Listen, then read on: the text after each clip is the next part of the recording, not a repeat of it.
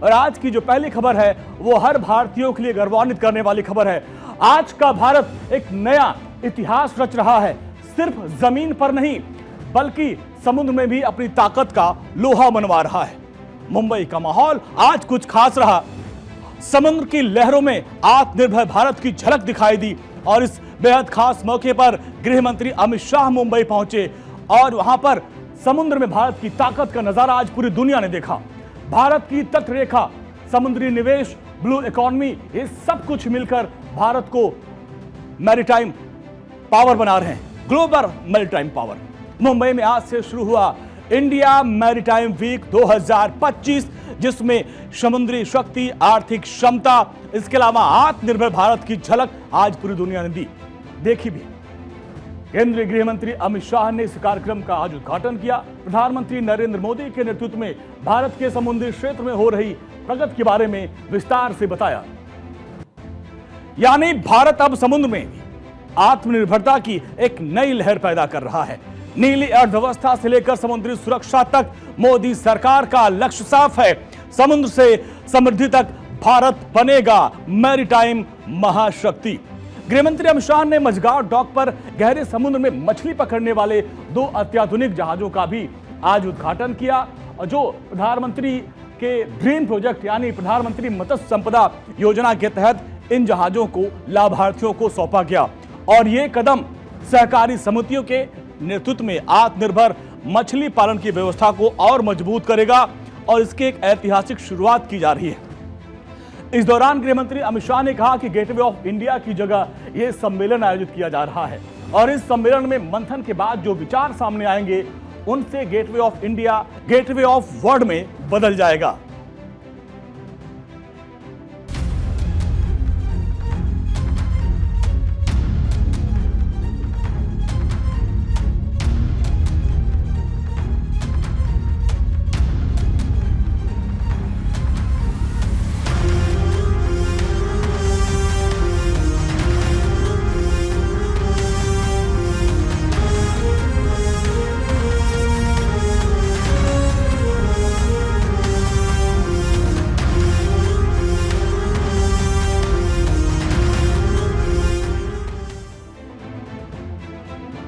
इस ऐतिहासिक अवसर पर महाराष्ट्र के मुख्यमंत्री देवेंद्र फडणवीस, उप मुख्यमंत्री एकनाथ शिंदे और अजीत पवार भी मौजूद रहे। इसके अलावा गुजरात के मुख्यमंत्री भूपेंद्र भाई पटेल, केंद्रीय मंत्री सर्बानंद सोनोवाल, गोवा के मुख्यमंत्री प्रमोद सावंत, इसके अलावा उड़ीसा के मुख्यमंत्री मोहन चरण मांझी वहां पर मौजूद रहे। इस अंतर्राष्ट्रीय सम्मेलन में 100 से अधिक देशों के प्रतिनिधियों ने भी हिस्सा लिया और भारत की बढ़ती समुद्री ताकत को देखा, भारत की बढ़ती समुद्री ताकत का लोहा माना। और यह सम्मेलन भारत को 2047 तक समुद्री क्षेत्र में विश्व में महाशक्ति बनाएगा।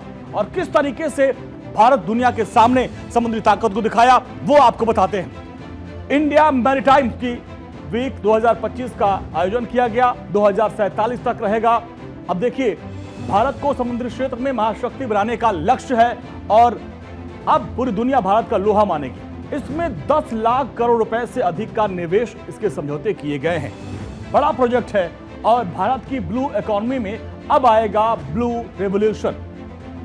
आप देखिए किस तरीके से समुद्र में भारत की ताकत पूरी दुनिया देख रही है और देश की कोस्टल लाइन जो 11,000 किलोमीटर से अधिक लंबी है, जो कोस्ट लाइन है, जिसमें 13 तटीय राज्य हैं और केंद्र शासित प्रदेश हैं, उनके लिए भी एक बहुत महत्वपूर्ण मौका है। देश का लगभग 60% व्यापार इन्हीं समुद्री मार्गों से होता है और उसके लिए ये जो व्यवस्था काफी महत्वपूर्ण हो जाएगी।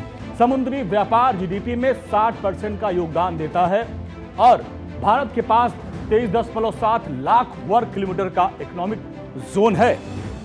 इसके अलावा आप देखिए किस तरीके से जब यहाँ पे मैरीटाइम वीक 2025 का आयोजन किया गया तो आप देखिए ये भारत की बढ़ती समुद्री ताकत का एक शानदार नमूना था। आप देखिए कि किस तरीके से भारत की समुद्री ताकत का अंदाजा आप लगा सकते हैं कि जो कोस्ट लाइन है वो 11,000 किलोमीटर की है और ये अब पूरी दुनिया का गेटवे होगा, जिस बात की वकालत खुद प्रधानमंत्री नरेंद्र मोदी ने की थी और उनकी बात को आज गृहमंत्री अमित शाह ने पूरी दुनिया के सामने रखा। गृहमंत्री अमित शाह ने कहा कि मैरीटाइम इकोनॉमी इंफ्रास्ट्रक्चर रिफॉर्म की बदौलत आज भारत एक उभरती हुई सशक्त ताकत बनकर विश्व के मानचित्र पर, मैरीटाइम नक्शे पर आज दमखम के साथ खड़ी है।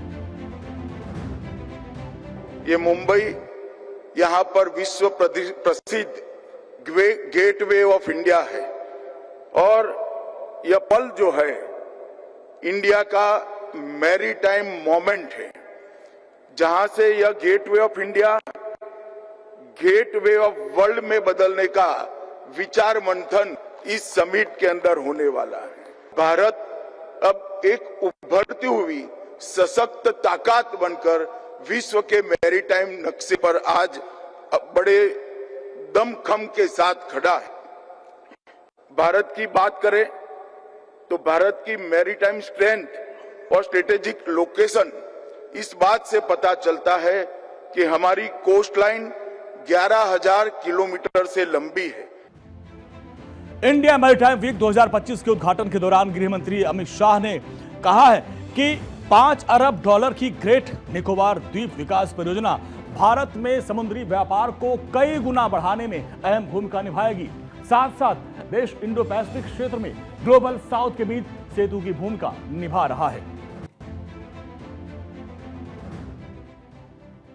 ग्रेट निकोबार प्रोजेक्ट्स हम जो बना रहे हैं वो भारत के मैरीटाइम वैश्विक व्यापार को अनेक गुना बढ़ाने के लिए हम आगे बढ़ेंगे।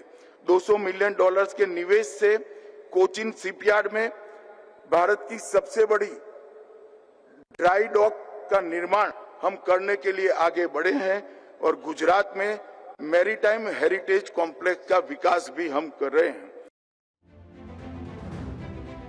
गृह मंत्री अमित शाह ने भारत के जिस ग्रेट निकोबार द्वीप परियोजना का जिक्र किया, दरअसल वो अब सिर्फ एक द्वीप नहीं है बल्कि भारत की समुद्री रणनीति और आत्मनिर्भर विकास का एक नया प्रतीक बनने जा रहा है और प्रधानमंत्री नरेंद्र मोदी के नेतृत्व में शुरू हुए इस समुद्री सीमा को मजबूती देगा, बल्कि पूर्वी भारत के व्यापार, पर्यटन, सुरक्षा के लिए भी मील का पत्थर साबित होगा। अब इसमें खासियत क्या है ये भी आपको बता दें कि किस तरीके से आप देखिए क्या है ग्रेट निकोबार द्वीप विकास परियोजना।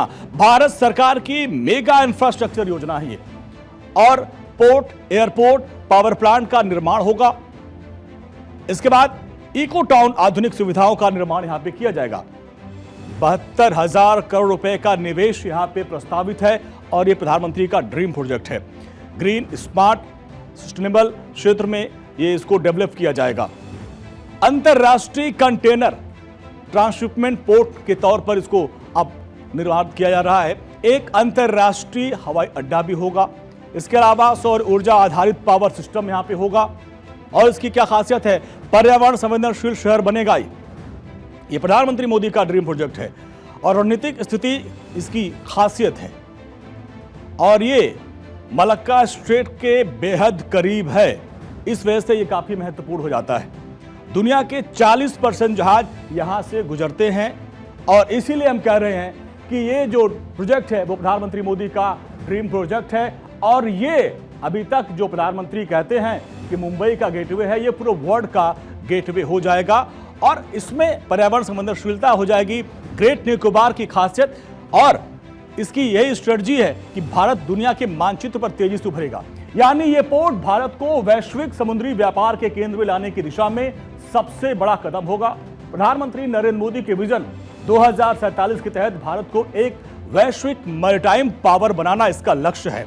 ग्रेट निकोबार परियोजना इस विजन की मजबूत नींव रख रही है, जहां विकास, सुरक्षा और रणनीति तीनों एक साथ आगे बढ़ रहे हैं। मुंबई दौरे में केंद्रीय गृह मंत्री Amit Shah India maritime week 2025 का शुभारंभ करने के बाद बीजेपी के नए दफ्तर में पहुंचे, उसका भूमि पूजन समारोह में हिस्सा लिया। गृह मंत्री अमित शाह ने बीजेपी के नए दफ्तर का भूमि पूजन किया और इस मौके पर केंद्रीय गृह मंत्री अमित शाह ने एक बयान दिया और सबका ध्यान अपने तरफ खींचा। इस दौरान अमित शाह ने मुस्कुराते हुए बयान दिया और कहा कि डबल इंजन सरकार से नहीं, ट्रिपल इंजन चाहिए और इसके काफी मायने निकाले जा रहे हैं। आखिर ट्रिपल इंजन क्या है? शाह ने इस लाइन के पीछे संदेश साफ दिया कि बीजेपी का लक्ष्य सिर्फ सत्ता नहीं, संगठन का निरंतर विस्तार है। भूमि पूजन के दौरान गृह मंत्री अमित शाह ने महाराष्ट्र की राजनीति, संगठन और बीजेपी की विचारधारा पर खुलकर बातचीत की है। और इन सब के बीच महाराष्ट्र बीजेपी के नए प्रदेश कार्यालय के भूमि पूजन पर उद्धव ठाकरे की अगुवाई वाली शिवसेना यूबीटी ने बड़ा हमला बोला। संजय राउत ने आरोप लगाया कि जमीन गलत तरीके से हासिल की गई है। संजय राउत ने कहा कि जमीन को राफेल की गति से हासिल किया गया, जिस पर महाराष्ट्र के मुख्यमंत्री देवेंद्र फडणवीस ने पलटवार किया और संजय राउत को दबाव दिया। मुख्यमंत्री फडणवीस ने पलटवार करते हुए कहा कि जिनके घर शीशे के हों वो दूसरों पर पत्थर नहीं फेंका करते। साथ ही उन्होंने यह भी बताया कि कार्यालय का जो निर्माण है पूरे पारदर्शी तरीके से किया गया है और नेताओं से इसके लिए दान देने की भी अपील की है। दरअसल मुंबई के चर्चगेट इलाके में महाराष्ट्र बीजेपी का नया मुख्यालय बनकर तैयार होगा और यह भवन दक्षिण मुंबई की प्रीमियम लोकेशन पर बनेगा। इसका डिजाइन दिल्ली बीजेपी मुख्यालय के तर्ज पर किया जाएगा। पार्टी नेताओं के मुताबिक नया दफ्तर पूरी तरीके से आधुनिक तकनीक से लैस होगा और जिसमें biometric security, digital access system और हाईटेक कम्युनिकेशन सुविधाएं होंगी। और ये जो केंद्र होगा महाराष्ट्र बीजेपी के संगठनात्मक संचालन का मुख्य हब बनेगा और इसके लिए बाकायदे अपील की गई है कि जितने भी बीजेपी के नेता हैं वो दान करें और जिससे ये भव्य दफ्तर बनकर तैयार होगा।